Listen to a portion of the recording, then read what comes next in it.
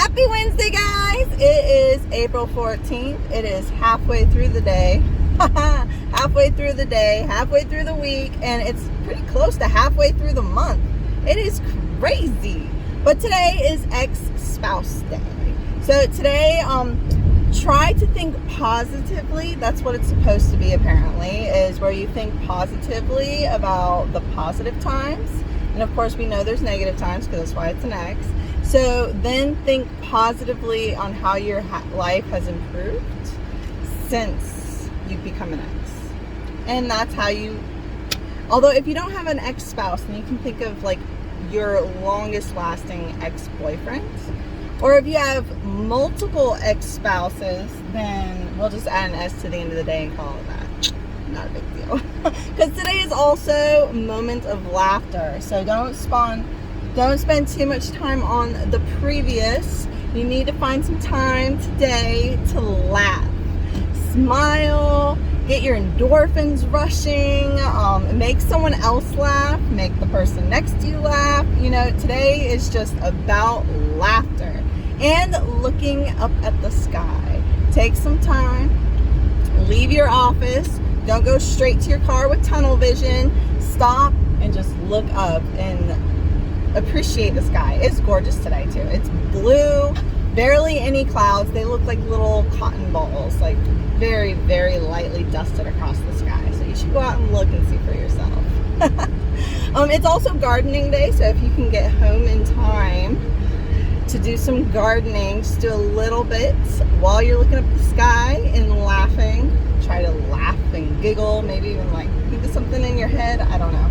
But that is what today's about. It's healthy to do all of this and to remind you to do it during the week and not rush through the week just for the hope of enjoying the weekend, because you can find little bits of time during the week to enjoy as well.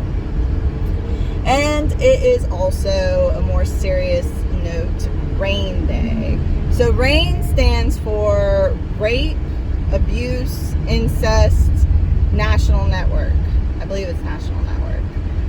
But it is a network that allows us to report, to raise awareness, and to aid victims of rape, abuse, and incest, which is really, really serious, especially since when it gets involved with home life, when it's either spousal abuse or it's incest or children, or when it's within the home, there's no way out. I mean, unless if someone from the outside intervenes, people become perpetual victims and they don't know, psychologically, they don't know how to get out of it. It becomes a family secret.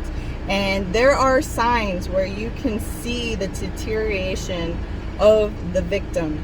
And there's also signs of the perpetrators. They have to be sociopathic to do it. But there are signs, and a lot of times you'll never realize it unless you see these specific signs. And so I urge everyone to go and research it, just so you can be aware that if there's anybody in your world, your neighbors, your friends, coworkers, anybody who might have had a change in mood or tends to have mood swings, or you can look for the signs and make sure that everyone is safe and happy and healthy and psychologically healthy too, and not being abused. Just my little tidbit, because it is something that is close to my heart, and I really want to encourage that awareness to be there so people can help one another. It's also New Year's Day in Bangladesh. Who knew? It's the Bengadi, I think I'm saying it right, the Bengadi New Year. I didn't know they had a different New Year. I knew Chinese New Year, but I didn't know Bangladesh had a different New Year as well. So there you have it. It is New Year's, so champagne.